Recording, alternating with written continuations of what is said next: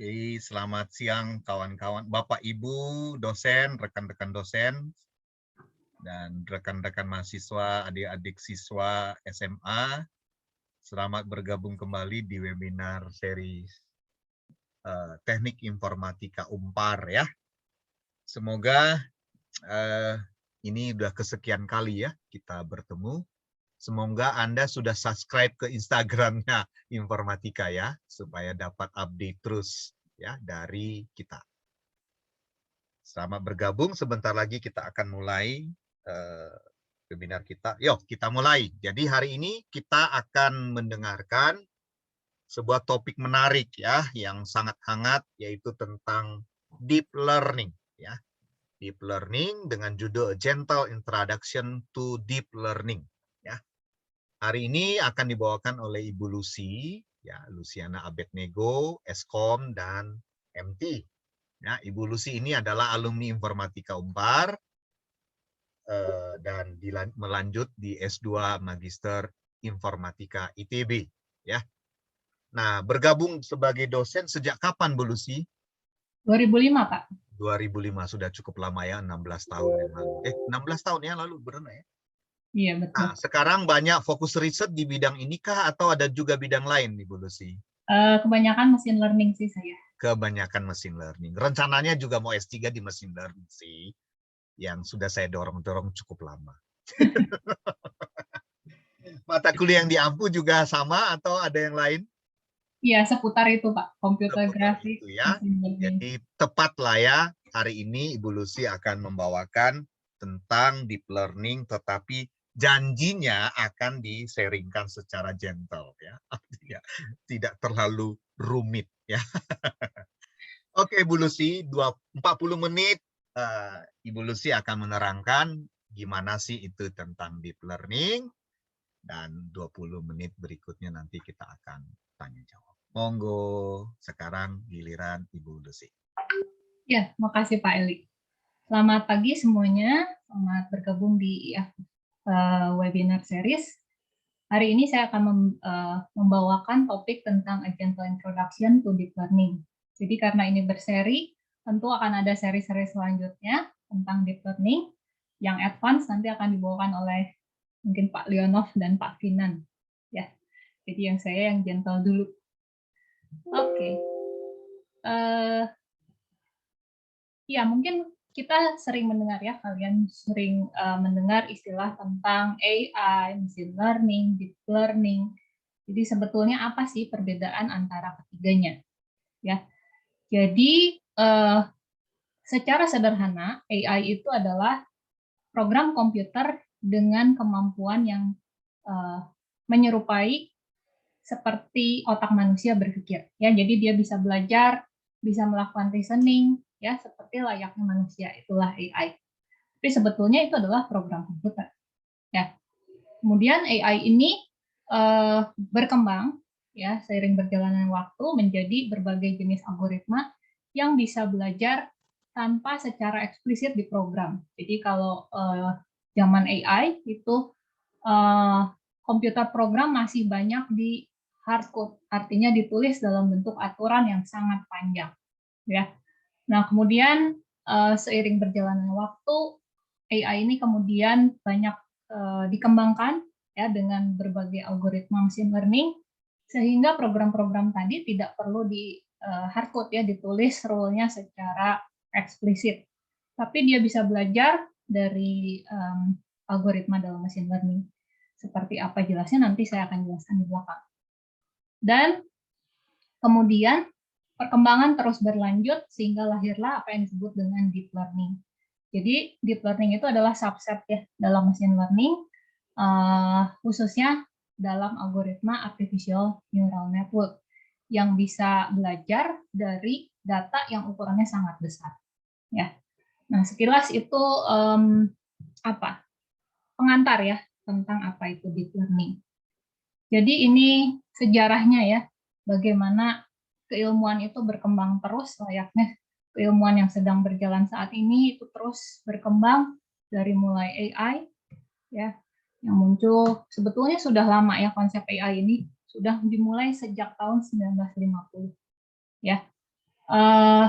Kenapa deep learning sekarang, tadi kata Pak Eli itu sedang hangat-hangatnya, sebetulnya awalnya itu dari permainan komputer ya, permainan catur. Ya, jadi ada sebuah program komputer yang dapat memainkan catur ya, waktu itu dikembangkan oleh seorang mahasiswa pasca sarjana dari CMU ya, Carnegie Mellon University, namanya Campbell. Dia mengembangkan sebuah program komputer yang bisa bermain catur. Kemudian IBM melihat program ini dan tertarik, sehingga dikembangkanlah program yang bisa bermain melawan manusia. Ya, saya agak lupa nama pemain catur dunianya waktu itu yang dilawan, ya Garry Kasparov kalau nggak salah. Ya, jadi program ini berhasil mengalahkan pemain dunia tersebut, juara dunia, sehingga ini mendapat perhatian dunia, ya. Kemudian berkembang, ya, dalam pengembangan selanjutnya menghasilkan program yang bisa bermain Go, AlphaGo waktu itu, ya. Nah, dari situlah muncul deep learning ini kemudian banyak diteliti ya, dikembangkan oleh para peneliti dan dipelajari oleh banyak orang di seluruh dunia. Itu sedikit sejarahnya. Nah, mungkin untuk lebih mengerti, misalnya ya, kalian diminta untuk membuat program ya. Mungkin di sini banyak mahasiswa atau siswa yang sudah pernah belajar programming.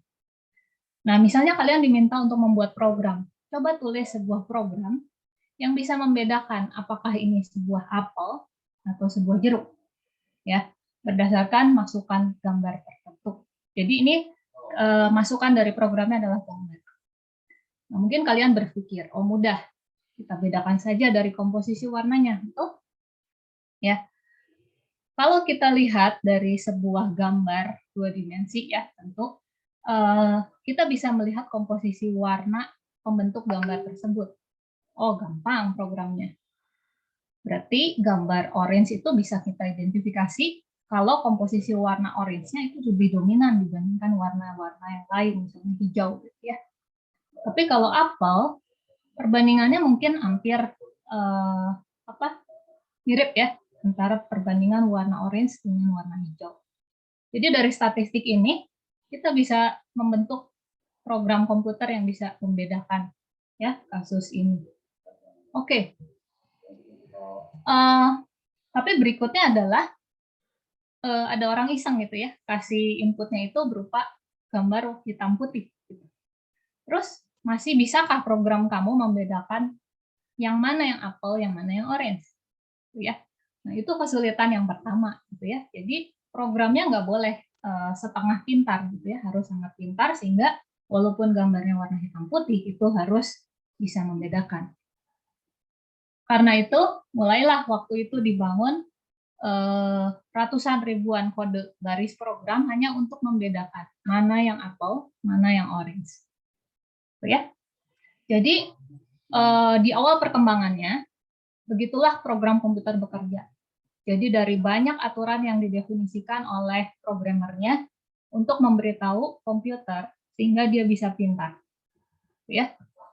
Nah, problemnya adalah kalau kamu diberikan sebuah problem baru, yang tadi kan tons of rules-nya untuk membedakan apel dan jeruk.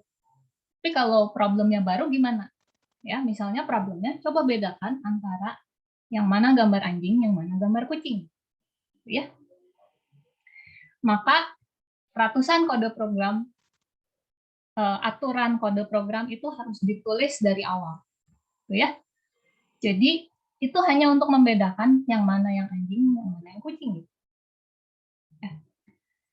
Nah, kita harus mulai dari awal. Aturan pertama misalnya ini, yang kedua kita lihat dari ekstraksi fiturnya ya. Fiturnya maksud fitur di sini adalah atribut-atribut yang dimiliki objek tersebut. Misalnya dari sisi kita lihat dari fitur ada berapa jumlah kakinya misalnya.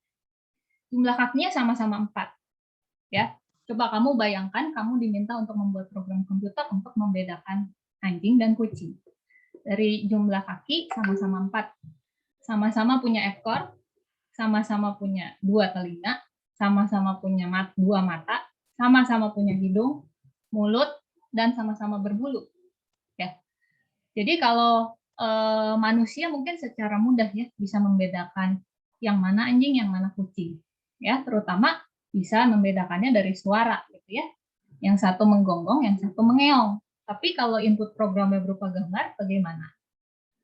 Jadi ini contoh masalah yang kelihatannya sederhana, tapi untuk ditulis dalam bentuk aturan itu akan sulit ya bagi kita untuk memberitahukan, mengajarkan komputer gitu ya, satu demi satu aturan tersebut.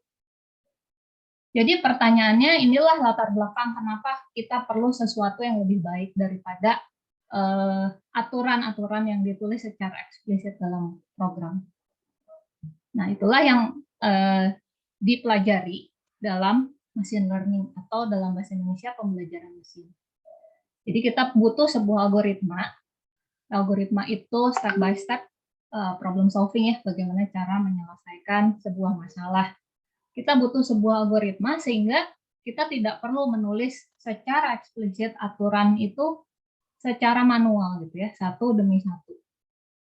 Nah, bagaimana caranya? Pendekatan itulah yang dilakukan dalam machine learning. Ya, di sini disebut sebagai model karena model ini nanti bisa disimpan lalu digunakan untuk hal yang berbeda sehingga kita tidak hanya bisa membedakan yang mana yang anjing, yang mana yang kucing, tapi juga bisa membedakan gambar lain, misalnya binatangnya kita ganti ya, burung, ikan, dan seterusnya dengan model yang sama. Oke, untuk lebih mengerti dan presentasinya tidak membosankan, kita coba bermain dengan sebuah aplikasi machine learning. Ya, kalian bisa sambil dengerin saya, mungkin bisa sambil buka. Ya, ini sebuah linknya adalah teachablemachine.google.com. Di sini ada dotnya ya. Ini adalah sebuah aplikasi yang dikembangkan oleh Google. Nah, sebentar. Kalau kalian buka, ini bentuknya seperti ini, ya. Ada video klipnya di sini yang menjelaskan apa sih yang dilakukan oleh Teachable Machine ini. Jadi di sini kita belajar untuk mengajarkan mesin, ya, mengajarkan mesin untuk membedakan banyak hal. Misalnya di sini untuk membedakan gambar, ya. Lalu di bagian bawah ada juga membedakan suara atau pose, ya, video bentuknya, atau suara, ya. Nah di bagian bawah ini kalian bisa melihat klasifikasinya ya. Ini termasuk yang mana gitu. Misalnya ini ada gambar saya dan gambar anjing. Ya, atau musik metal atau bukan metal, atau posisi tree atau posisi wings gitu ya. Dan seterusnya. Oke, nanti kalian bisa klik get started di sini, terus nanti kalian pilih yang gambar aja dulu ya, karena di slide saya banyak menjelaskan tentang project gambar. Ketika kalian klik, nanti ada muncul dua pilihan. Pilih saja yang standard image model. Nanti kalian akan masuk ke halaman yang kira-kira bentuknya kayak gini. Ya. Nah, mungkin saya jelaskan dulu user interface-nya bahwa ini ada 3 bagian. Ya. Bagian kiri ini adalah bagian kita melakukan input. Ya. Mengajarkan bahwa kita seperti mengajari anak kecil ya. Kalau kita ngajarin anak kecil, ini apel gitu ya, dikasih tunjuk gambarnya. Sama seperti itu. Jadi di bagian kiri itu kita mengajarkan mesin bahwa yang ini apel loh, yang ini lalu kita beri label. Ini bisa kalian ganti ya kelasnya itu, misalnya di sini kalian beri nama apel gitu ya. Ya. Nah, kebetulan saya udah punya nih koleksi gambar apel. Ya. Nah, dari koleksi gambar ini, saya kasih berbagai macam bentuk apel ya. Dari yang ada tergantung di pohon gitu ya, lalu berbagai jenis apel, dan seterusnya. Nah, misalnya saya nggak pilih yang ini.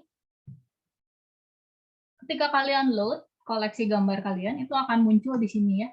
Saya hanya beri contoh 30 gambar untuk mempersingkat waktu, karena waktu saya terbatas.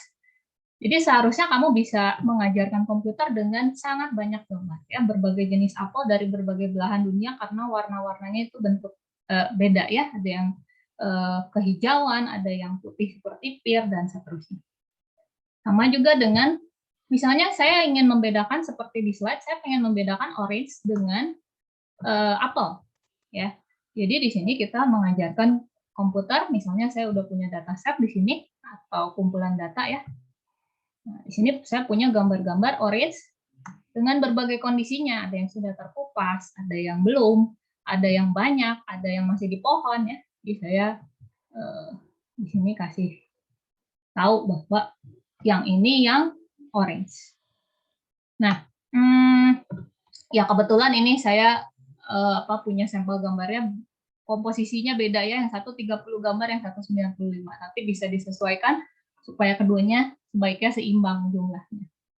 Nah, di bagian tengah ini bagian tombol di mana kita mengajarkan mesin ya. Ini adalah disebut dengan bagian training. Seperti ini sebetulnya mengadopsi cara orang berpikir ya. Ketika anak kecil berpikir, dia mulai digest ya di situ ya. Dia mungkin terima informasi dari mamanya. Oh, ini yang apel, oh ini yang jeruk gitu ya. Terus dia mulai belajar di situ, ngerti bahwa yang ini apel, yang ini jeruk. Nah, di sini kalian bisa lihat berapa iterasi atau proses yang sedang berjalan. Gitu. Nah, terus di sini kamu bisa melakukan di bagian kanan ini untuk mengecek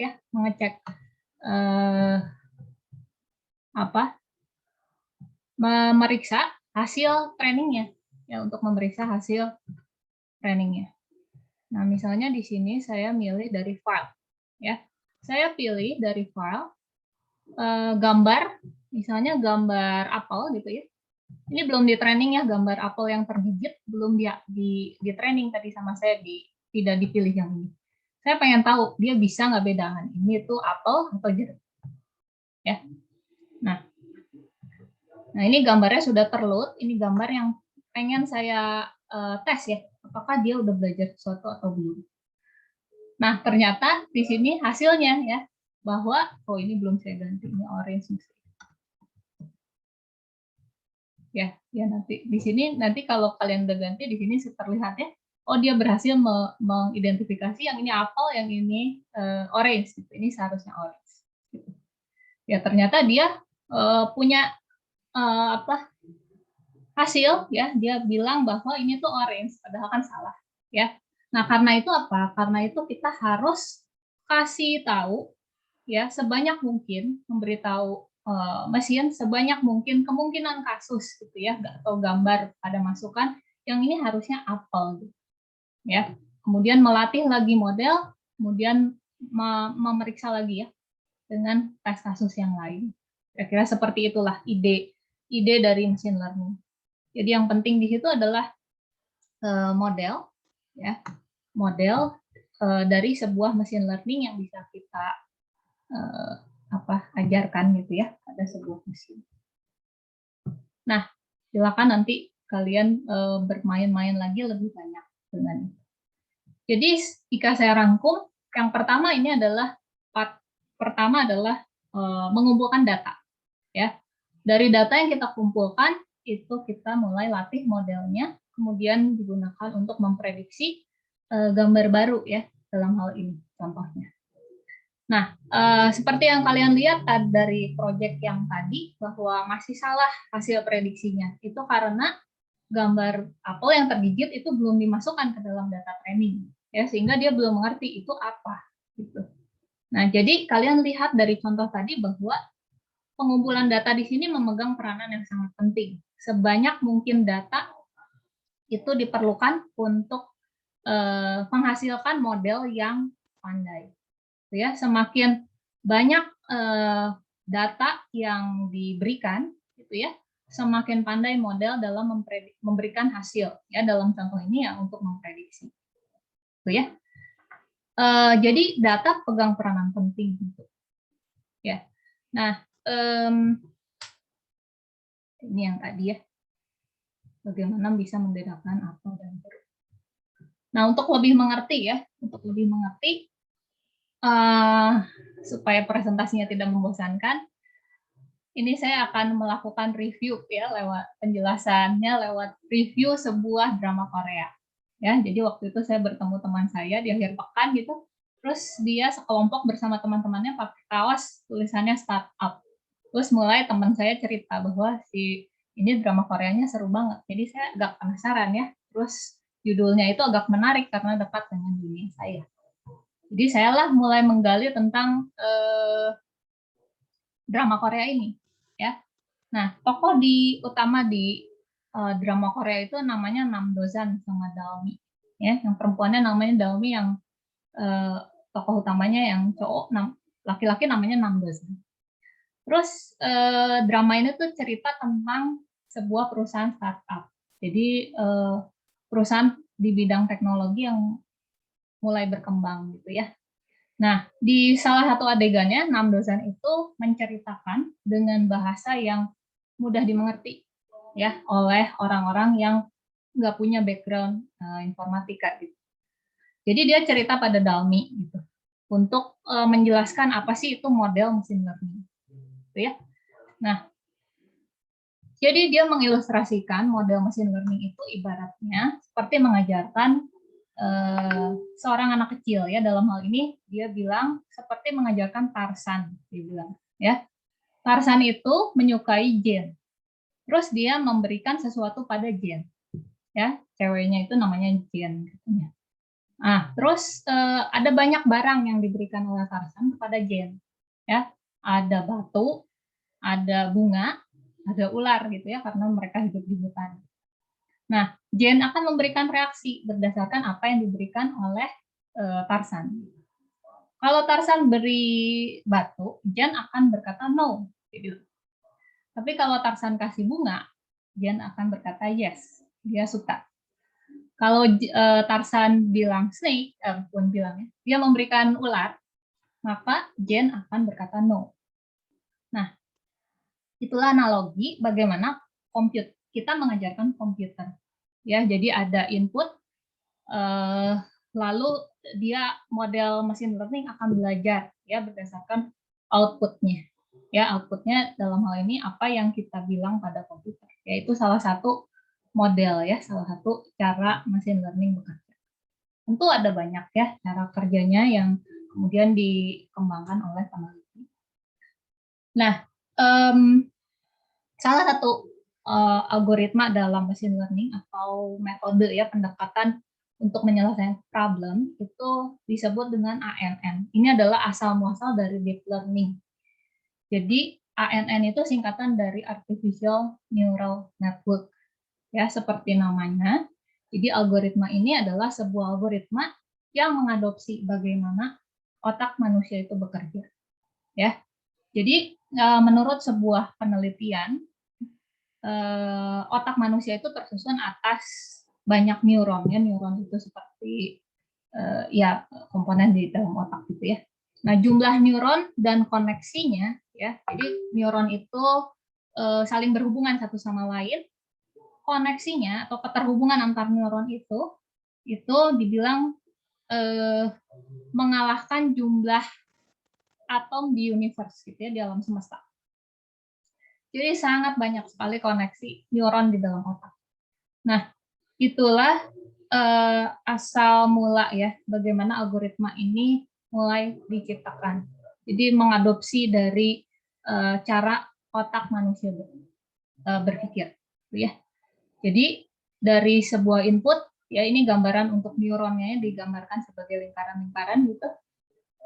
Ini akan terhubung dengan banyak neuron yang lain ya di bagian hidden layer ya disebutnya. Kemudian dalam hidden layer itu akan berhubungan lagi dengan neuron lain di bagian output layer. Ya, input layer, hidden layer, dan output layer itu adalah terminologi atau istilah-istilah yang muncul dalam artificial neural network. Ya, nah ini yang disebut dengan koneksi ya. Tanda panah ini, keterhubungan ini antar neuron itu diadopsi dari keterhubungan neuron di dalam otak manusia, bagaimana cara otak kita berpikir, gitu ya. Nah, semakin kompleks problemnya, tentu jumlah lingkaran ini akan semakin banyak, ya. Kalau masalahnya sedikit, masalahnya sederhana, maka jumlah neuronnya juga tidak terlalu banyak. Tapi kalau masalahnya kompleks, maka akan semakin banyak neuron yang dibutuhkan dalam komputasinya, gitu ya. Untuk lebih detailnya nanti kalian akan belajar di kuliah seperti jaringan saraf tiruan ya. Kalau mahasiswa ini di informatika, mungkin mahasiswa informatika tahu kuliah tersebut ya, dibina oleh Bu Heni. Atau dalam machine learning oleh saya. Oke. Jadi di film tersebut dia bilang dia pakai algoritma ANN ya, yang diadopsi dari ANN, dan dia jelaskan dengan bahasa yang ya mudah dimengerti oleh orang awam harusnya. Ya sebetulnya selain model itu tentu banyak sekali model dalam machine learning ya. Kalau buat para mahasiswa mungkin bisa belajar nanti lebih detail di kuliah saya pembelajaran mesin ya. Biasanya dibuka di semester genap nanti. Oke, ini model machine learning yang akan terlalu panjang ya kalau saya ceritakan dalam satu sesi webinar gitu. Jadi nanti mungkin ini hanya berupa pengenalan saja bahwa ada macam-macam ya metode atau model dalam machine learning, ada classification, reduction, regression, dan lain-lain. Oke, berlanjut ke cerita si startup itu. Jadi diceritakan bahwa dalam sebuah kompetisi mereka dibentuk tim-tim gitu ya. Di sini ada tim Samsung Tech sama Injay Company ya. Terus dalam cerita tersebut si penyelenggara acara itu memberikan dataset yang sama. Jadi mereka itu diberikan problem untuk mendeteksi apakah sebuah tulisan tangan itu palsu atau asli gitu ya. Jadi si penyelenggara acara itu memberikan dataset berupa bank handwritten, terus goalnya untuk semua tim itu adalah mendeteksi fraud, gitu. Deteksi ini asli atau palsu. Nah, mereka masing-masing membangun yang namanya model ya. Untuk setiap tim itu mereka membangun model machine learning ya. Terus diceritakan dalam film itu bahwa Samsung Tech itu modelnya lebih unggul daripada Injay Company. Saya agak lupa ini mana yang unggul, mana yang lebih unggul yang mana gitu ya. Tapi diceritakan salah satu tim itu performanya lebih buruk dibandingkan model yang lain. Nah, itulah pentingnya model arsitektur. Jadi arsitektur machine learning dalam membangun program itu sangat penting. Ya, penentuan arsitekturnya. Ya, ini ada sesuatu yang janggal sebetulnya di film itu. Ya, di gambarnya ini ada grafik evaluasi machine learning ya, tapi di bawahnya ini software lain. Ini untuk network security, Cobalt gitu. Sudah nggak nyambung gitu ya. Jadi ini kelihatan rekayasa sekali. Ya, tapi itu sesuatu yang lucu. Ya, jadi berikutnya setelah membangun model machine learning, kita perlu mengevaluasi ya, sama seperti tadi kita nyoba-nyoba teachable machine. Jadi kita evaluasi, oh ternyata tadi belum bisa mendeteksi nih apel yang digigit. Jadi kita harus perbaiki modelnya, ya harus perbaiki, diajarkan lagi dengan lebih dalam gitu ya tentang gambar lain yang mungkin belum tercover di trainingnya atau pelatihannya. Nah, diceritakan bahwa si 6 dosen itu bilang bahwa apakah kita harus mengganti fungsi aktivasinya? Nah, ini terminologi lainnya dalam artificial neural network, kemudian dikembangkan dalam deep learning ya. Jadi dalam deep learning atau artificial neural network itu ada beberapa terminologi, parameter untuk melakukan tuning model, parameter tuning. Kalau kalian lihat di teachable machine itu ada bagian advance di bawah, itu bisa kalian klik ya. Ini ada, kalau kalian klik ini ada beberapa parameter ya. Parameter itu data yang bisa kalian ubah untuk mengganti-ganti modelnya. Ini ada epoch, batch size, learning rate, dan lain-lain. Ya, mungkin akan coba aja ya, semakin tinggi epochnya apa yang terjadi, semakin tinggi batch size-nya, semakin tinggi learning rate-nya apa yang terjadi. Ya, ini learning rate itu apa? Kecepatan belajar. Ya, batch size ukuran data, lalu epoch itu banyaknya putaran ya. Dan activation function ini yang penting adalah fungsi aktivasi yang terdapat di dalam setiap neuron tadi. Oke, itu kira-kira terminologi-terminologi yang ada dalam KNN. Untuk lebih jelasnya nanti kalian bisa belajar di kuliah machine learning ya, atau JST, jaringan saraf tiruan. Oke, berikutnya dalam si drakor itu startup diceritakan bahwa ini latar belakang mereka membuat sebuah proyek. Jadi diceritakan neneknya itu mulai penglihatannya menurun, ya. Kemudian ya ini rekayasa saya sih. Ya bayangan saya dia mulai mengumpulkan data berapa sih orang buta ya yang mulai punya kualitas penglihatan yang menurun gitu ya di seluruh dunia, di Korea khususnya mungkin ya. Jadi ini peranan data science di sini untuk mengkoleksi data dan memvisualisasikan. Ternyata banyak sekali jumlah orang buta dan dengan penglihatan yang mulai menurun ya, terutama di usia yang senja gitu.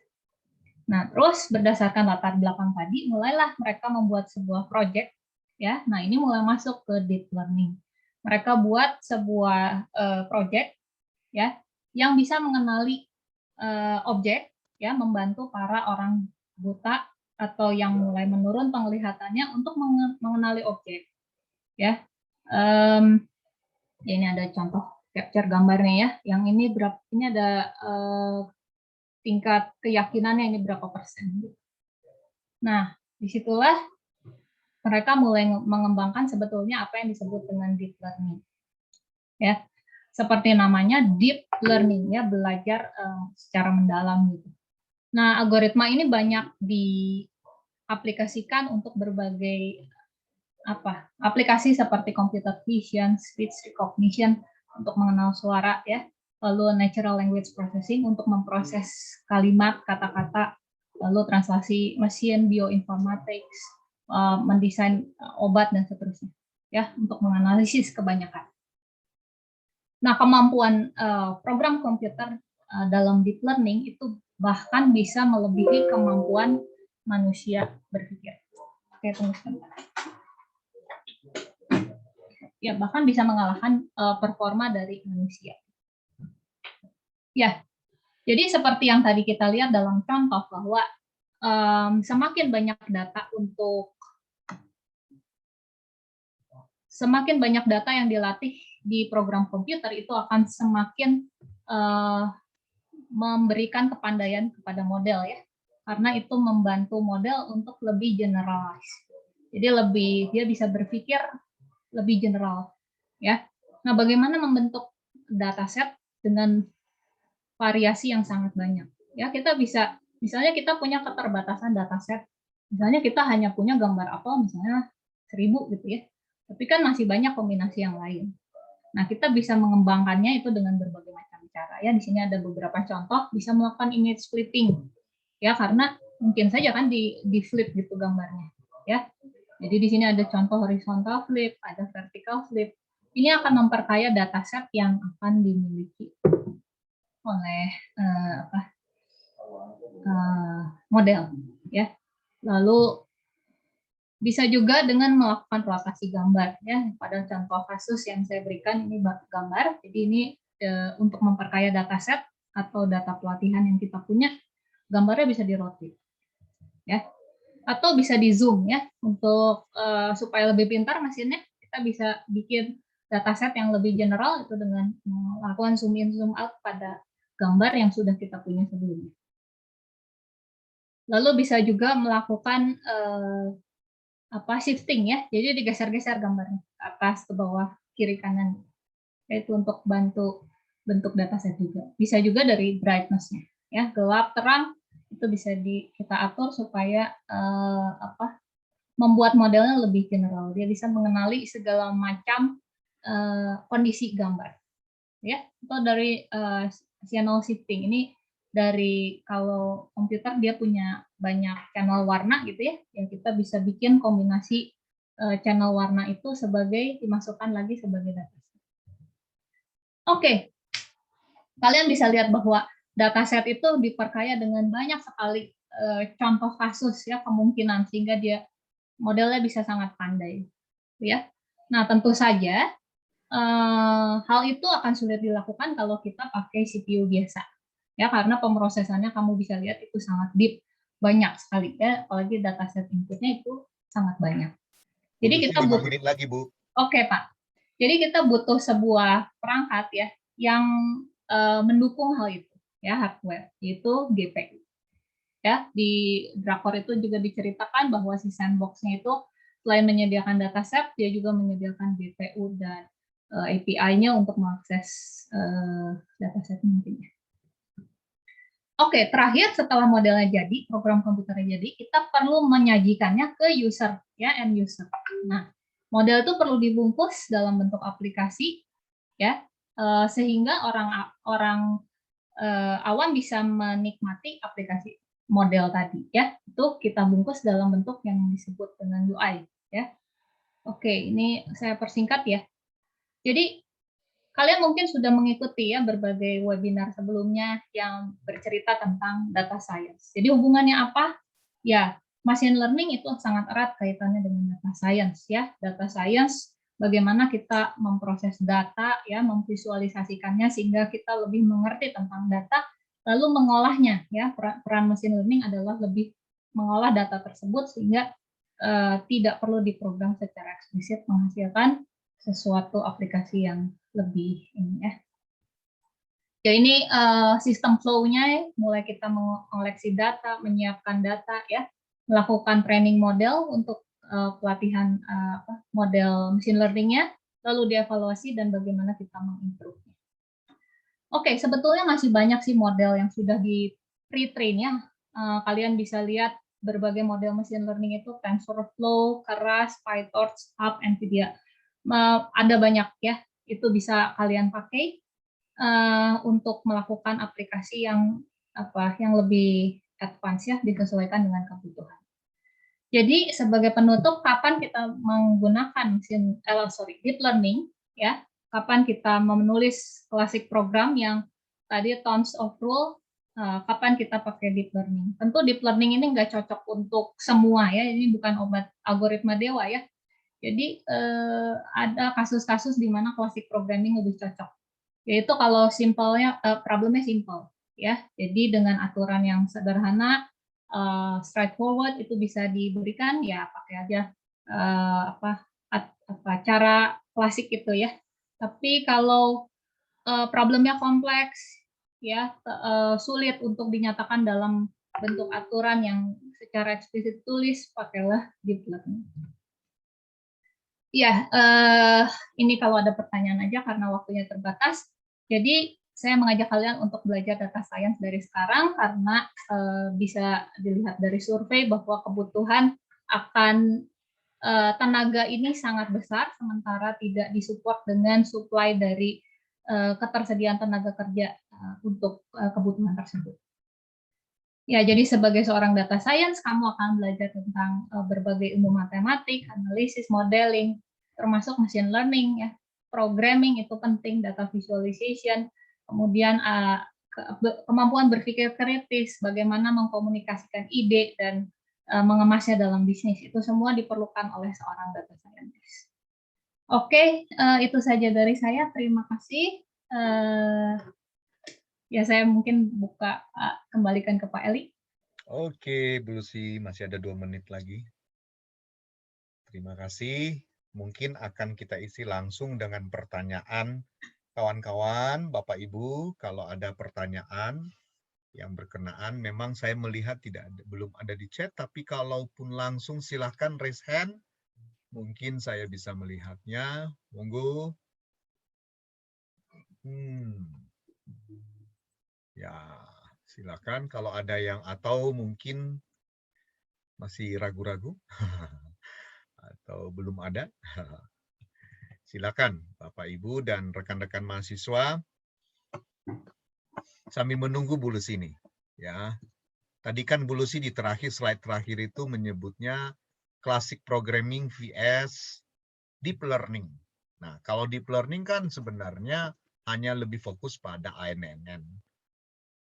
Ada nggak versus lain, misalnya deep learning versus selain ANNN? Selain ANN, kapan kita menggunakan, enggak lah, jangan deep learning, saya inginnya SVM saja. Kembali lagi ke masalahnya sih Pak.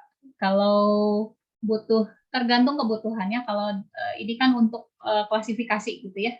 Tadi seperti yang saya sampaikan di dalam slide, sebenarnya algoritma machine learning itu banyak. Ya tergantung ke kebutuhannya gitu. Ada yang untuk memprediksi nilai, ya itu kita pelajari nanti di regression. Ya ada yang untuk mengcluster data, misalnya spam filtering misalnya. Ya itu termasuk classification sih, sorry. Tapi misalnya untuk apa? Kita punya sebuah perusahaan, terus ada banyak customer, terus kita ingin mengelompokkan customer itu. Tapi kita belum tahu nih mau mengelompokkannya berdasarkan apa. Apakah berdasarkan preferensinya, dan itu sulit untuk dinyatakan secara eksplisit dalam program. Jadi kita harus melakukannya secara otomatis dalam program. Nah, program akan secara otomatis membentuk pengklasteran ya, klaster customer gitu ya, berdasarkan preferensinya yang sulit untuk diceritakan atau dinyatakan langsung dalam program secara eksplisit, sehingga kita bisa pakai algoritma machine learning untuk clustering ya. Kira-kira kayak gitu. Jadi macam-macam sih modelnya, tidak melulu hanya deep learning. Oke. Jadi deep learning itu lebih ke supervise ya. Iya. Oke. Monggo, Pak Pascal sekarang ingin bertanya. Yang ringan-ringan aja Pak Pascal, jangan berat. Karena ini gentle. Ya, makasih Pak Eli ya. Moga-moga cukup gentle juga saya. Iya, jadi sebenarnya ini karena saya, Pak Elisati dan Lucy, kita sama-sama angkatan lama ya. Saya ingat kalau dulu kita juga sempat, maksudnya deep learning ini kan sudah sebenarnya teknologi lama ya, tapi dulu kita pada saat belajar itu kan kita harus coding sendiri, bikin array sendiri, bikin macam-macam grafnya itu sendiri gitu loh. Nah, dengan adanya teachable machine ini itu sangat mudah sekali ya. Tadi seperti ditunjukkan Bu Lucy, kemarin saya juga melihat karya anak-anak SD dan SMP mereka itu untuk sebuah kompetisi AI itu mereka juga salah satunya menggunakan teachable machine ini gitu. Nah, mungkin pertanyaan saya adalah sekarang kalau di dunia akademis atau industri gitu, apakah arahnya juga berubah ke sana bahwa kita menggunakan tool yang sudah disediakan oleh raksasa-raksasa ini, atau kita lebih baik kayak bikin sendiri dari awal gitu, coding sendiri dan seterusnya? Karena kalau coding sendiri juga apa kita nggak takut nih sama anak-anak SD gitu, anak SMP yang mereka juga udah mahir pakai teachable machine gitu. Ya itu aja, makasih, moga-moga nggak terlalu berat. Oke. Ya, jadi mungkin Pak Pascal juga tahu bahwa tren zaman sekarang itu bukan lagi bangun dari nol ya, tapi kita udah mulai menggabungkan berbagai library ya, pustaka yang udah dikembangkan sehingga kita sebetulnya tinggal pakai. Tapi kan untuk memakai model itu yang sudah jadi berbagai pustaka, kita perlu mengerti di dalamnya seperti apa. Jadi tetap harus belajar secara konsep gitu supaya lebih mengerti ini maksudnya apa, terus akibat dari model kalau parameternya seperti ini seperti apa gitu ya. Mungkin kita belajarnya lebih ke arah itu.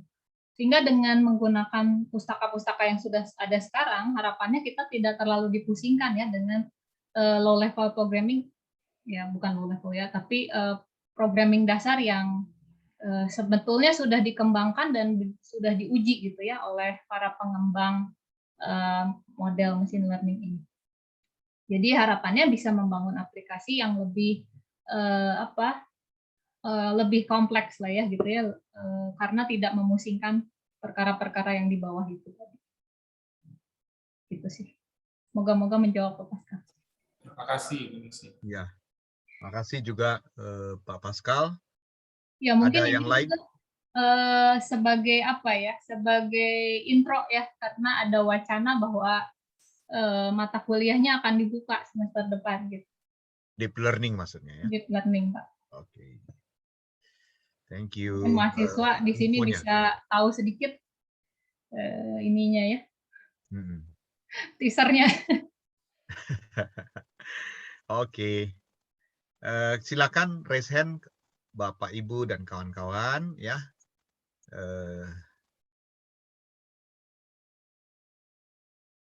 Silakan. Mungkin ringan-ringan saja, nggak apa-apa. Monggo yang film Mungkin juga boleh nanya. Film mungkin sambil drakor. ini ya Pak, sambil nunggu ya saya cerita. Gimana? Gimana? Sambil nunggu saya cerita aja. Oke, silakan. Ya, jadi Kominfo ini saat ini sedang gencar-gencarnya mengadakan pelatihan buat guru, dosen ya, pokoknya tenaga pendidik itu untuk apa? Untuk mulai ya influence ke para peserta didiknya mengembangkan keilmuan di bidang ini. Karena berdasarkan statistik Indonesia itu tertinggal jauh dalam hal AI ya, AI pengembangan AI-nya itu tertinggal dibandingkan negara-negara lain di mana negara lain itu mulai menggunakan ya banyak sekali mulai meng-apply-nya dalam kehidupan sehari-hari ya. Mungkin di Indonesia ya belum terlalu banyak gitu ya. Kalau yang suka jalan-jalan ke airport itu sudah ada contohnya ya, misalnya kita nggak perlu lagi ketemu sama petugas imigrasi tapi langsung tap password terus kita lihat ke kamera, otomatis mesin akan bisa mengenali apakah itu wajah yang sama atau tidak, seperti itu kira-kira. Tapi penerapannya itu di Indonesia masih sangat sedikit, sehingga itu mulai digencarkan bidang ini kepada tenaga pendidik, banyak dilakukan training, sehingga harapannya ke depannya kemampuan AI atau machine learning ini untuk generasi-generasi muda itu sudah menjadi kemampuan standar seperti kemampuan mengolah data teks ya, mungkin seperti mengolah data word processor aja gitu. Mungkin tadi Pascal juga bilang, bahkan anak SD itu udah mulai pakai model-model training di teachable machine itu. Karena kecenderungannya ya keilmuan ini berkembang terus dan ini udah kayak kemampuannya yang biasa aja gitu di masa-masa mendatang. Jadi mulai ada baiknya kalian mulai belajar karena arahnya udah ke arah sana. Ya, silakan rekan-rekan. Ada yang bertanya nih ya. Dari Indra nih. Oke, halo Bu Lucy, saya ingin tanya. Apa saja hal-hal yang perlu dipertimbangkan saat memilih? Apakah menggunakan machine learning atau deep learning saat menyelesaikan problem kita? Ya, mungkin maksudnya yang tadi mungkin saya juga tanya. Deep learning kah atau others? Iya, jadi yang tadi sih jawaban saya sama seperti ke Pak Eli. Jadi tergantung masalahnya apa. Kalau kamu ingin memprediksi sebuah nilai misalnya ya, kamu main saham atau main forex gitu ya, kamu ingin memprediksi nih besok harga tutup di berapa, ya maka kamu bisa pakai algoritma regresi. Ya, regresi itu untuk memperkirakan sebuah nilai gitu. Tapi kalau kamu perlu mengklasifikasi, kalau di contoh drakor itu kan dia bikin aplikasi yang handphone gitu ya, di handphone aplikasinya dia bisa foto ya, kayak tadi ini belum sempat saya ceritakan karena tadi buru-buru. Ini kan bantu orang butanya dengan cara hanya mengarahkan handphone, terus si aplikasinya bisa bilang bahwa ini tuh objek apa yang ada di depan si nenek itu yang mulai agak buta gitu ya. Terus si aplikasinya bisa bilang, oh ini tuh ada seorang wanita usianya kira-kira 20 sedang tersenyum. Gitu ya. Nah, kenapa aplikasi ini bisa bilang seperti itu? Karena ini termasuk ke dalam klasifikasi ya. Jadi dia bisa mendeteksi objek di situ. Bisa mendeteksi objek. Nah, tentu kalau bayangkan saja kalau kita mau mengajarkan seorang anak kecil mengenali objek, gitu ya, kita bilang bahwa ini benda apa gitu, ini benda apa, dan bendanya itu sendiri kan penampakannya bisa sangat banyak. Nah, kalau datanya sangat besar, data trainingnya sangat besar, kita harus pakai deep learning karena yaitu kemungkinan kasus untuk masukannya itu sangat banyak ya, untuk bisa mengenali, mesin itu bisa mengenali, oh yang ini mobil, yang ini sepeda, yang ini truk gitu dan lain-lain. Itu kemungkinan gambarnya kan sangat banyak. Ya, jadi kalau pada contoh ini dataset atau inputnya, data pelatihannya itu harus sangat banyak, maka gunakanlah deep learning. Ya, ini tadi saya beri contoh bagaimana kita bisa menghasilkan data yang jumlahnya sangat banyak hanya dari dataset yang kita punya aja gitu. Ya, ini kita mencoba mengajarkan mesin berbagai kemungkinan kasus untuk gambarnya. Itu sih yang saya ceritakan di sini. Mungkin itu. Oke. Ya. Thank you Bu Lucy. Indra sudah cukup ya. Yang lain silakan raise hand, silakan kawan-kawan. Adik-adik siswa, mahasiswa ya.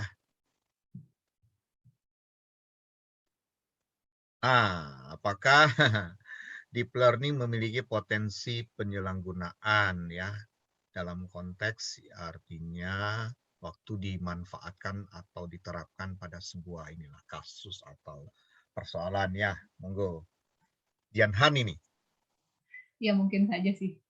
Mungkin saja disalahgunakan untuk hal yang negatif ya. Ya, oke. Ya mungkin di sini ada Pak Lionov atau Pak Kinan saya nambahin. Ya, silakan Pak Lionov, Pak Kenan. Jadi sebenarnya ini apapun alat sih, pisau pun bisa disalahgunakan gitu. Iya. Jadi dalam konteks deep learning mungkin dalam pengertian ini sih sebenarnya. Silakan Renaldi Rahadian ya, kawan-kawan yang akan mau Jumatan boleh izin duluan ya. Karena memang juga kita akan berhenti sejak lagi ya.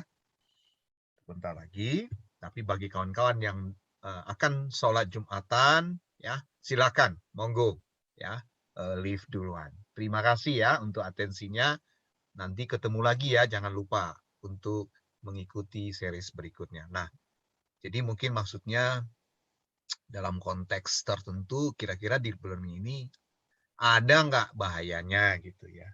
Kalau kita sembarang dari sisi tekniknya aja sih maksudnya. Dari sisi kalau motifnya jahat sih ya pasti banyak orang juga mau alat apapun ya pasti bisa dipakai jahat gitu ya. Ya enggak? Iya, betul. Oke. Janhan, atau ada maksud kamu yang lebih dari ini? Monggo, silakan langsung ngomong. Oh tidak, oke. Oke. Ya, oke. Mungkin ya. Apakah kedepannya deep learning ini semakin kompleks bisa menggantikan kemampuan manusia dalam melakukan berbagai tugas secara general? Ya. Iya, sebetulnya deep learning ini juga munculnya sudah lama ya. Kalau tadi lihat dari sejarah, deep learning itu kan mulai booming ketika ada permainan komputer yang bisa mengalahkan pemain dunia ya. AlphaGo itu permainan setelah catur yaitu permainan Go gitu. Jadi sebenarnya udah lama gitu konsep ini diperkenalkan. Tapi baru booming dan banyak dipakai itu sekarang ya akhir-akhir ini gitu. Nah, waktu itu saja deep learning sudah mampu mengalahkan juara dunia ya di permainan itu. Jadi kemampuan program untuk mengolah komputasi itu sudah bahkan mengalahkan kemampuan manusia berpikir.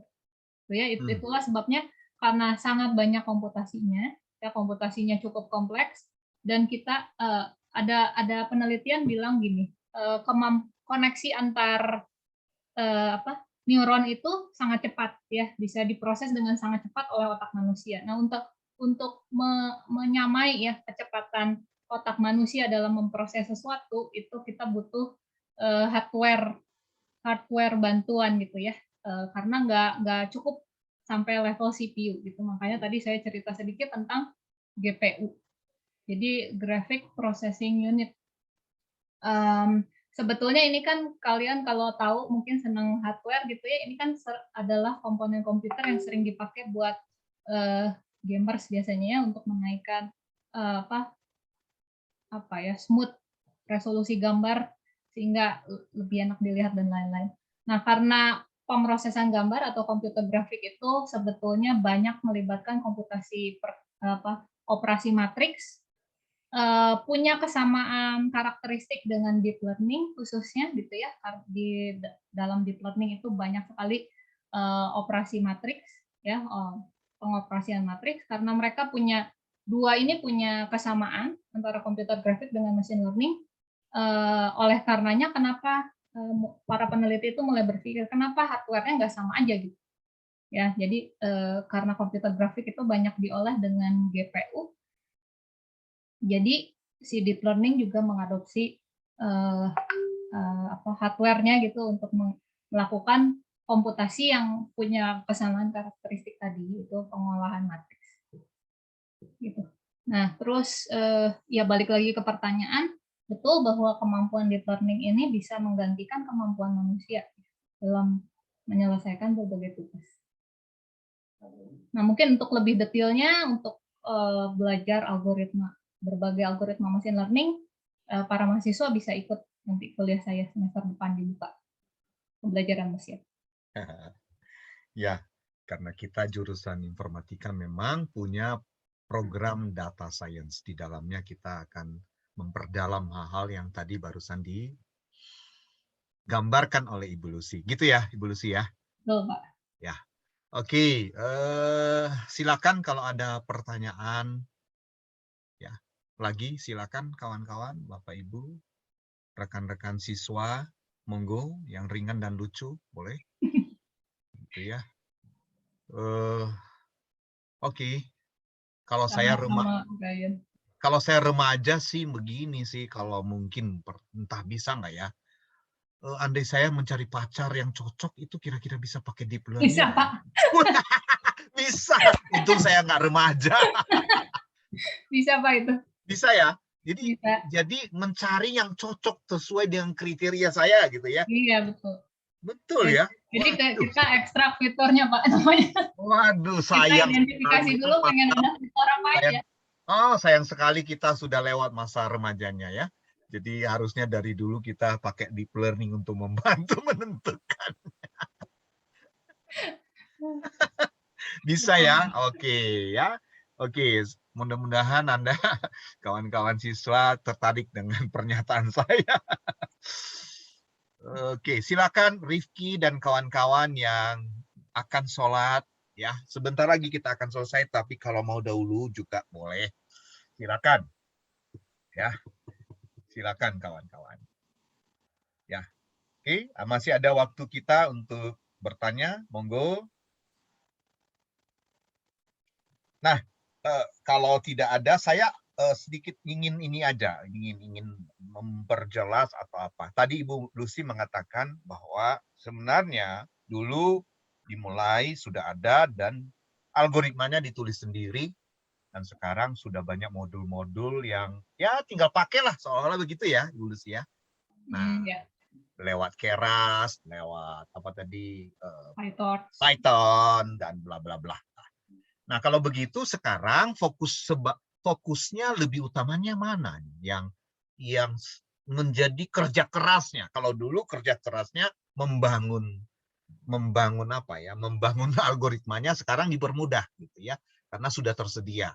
Sekarang kerja kerasnya yang mana nih? Sehingga pemanfaatan learning itu jitulah ya, sangat jitu memilih pacar ya, yang akan jadi teman hidup, tapi ya jangan pacar-pacaran. Monggo Bu Lucy. Ya, lebih ke arah memikirkan higher level, seperti kita butuh aplikasinya apa, problemnya apa gitu, mengerti problemnya apa. Lalu berdasarkan problem itu kita butuh data tentu. Karena tadi saya kasih contoh, dia model yang saya bangun ya untuk contoh kasus apple orange tadi belum bisa mengidentifikasi yang ini apa, apel yang tergigit gitu sebetulnya. Nah, jadi fokus kita bisa lebih ke arah sana. Jadi misalnya pengumpulan data ya, lalu pengolahan datanya, proses untuk mengerti data dan lain-lain, ya. Kemudian kita bisa mengembangkan, melakukan parameter tuning yang tadi saya bilang di salah satu slide, karena model yang berbeda bisa menghasilkan hasil yang berbeda juga, gitu. Di situ diceritakan, mana ya, saya agak lupa posisinya di mana. Ya ini parameter tuning ya.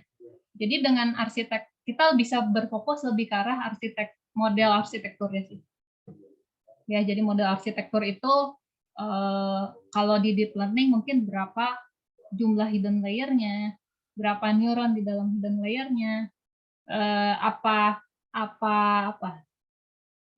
lebih fokus ke arah evaluasi ya, apa akibatnya kalau jumlah neuronnya makin banyak, epochnya makin banyak, apa yang terjadi, lebih ke arah sana jadinya.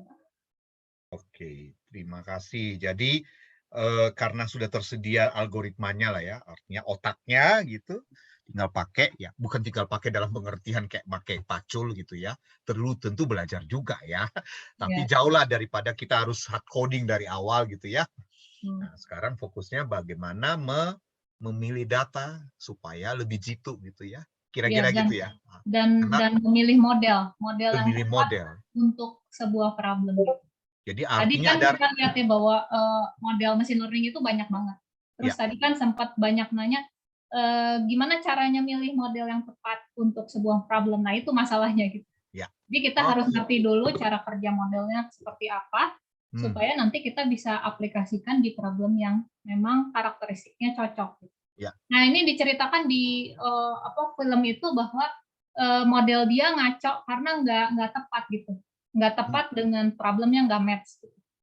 Nah itu yang jadi fokus ketika kita belajar itu algoritma machine learning.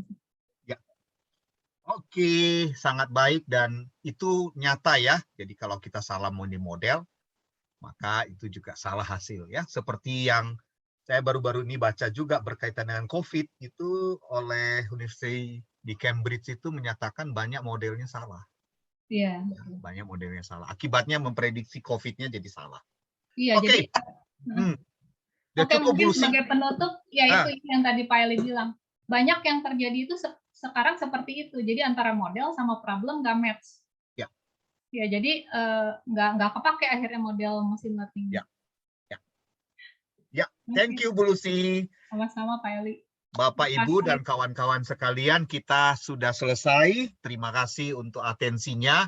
Semoga webinar kami kali ini sungguh memberi inspirasi. Semoga ini berguna dan bermanfaat. Kita ketemu pada next ya webinar kami berikutnya. Jangan lupa update-nya di Instagram ya. Tunggu di Instagram kami. Sekali lagi terima kasih Bu Lucy, Pak Chandra yang menjadi host dan rekan-rekan dosen dan kawan-kawan semua. Sampai ketemu. Terima kasih. Terima kasih Pak Eli, Bapak Ibu sudah hadir. Pak Eli, Chandra, teman-teman.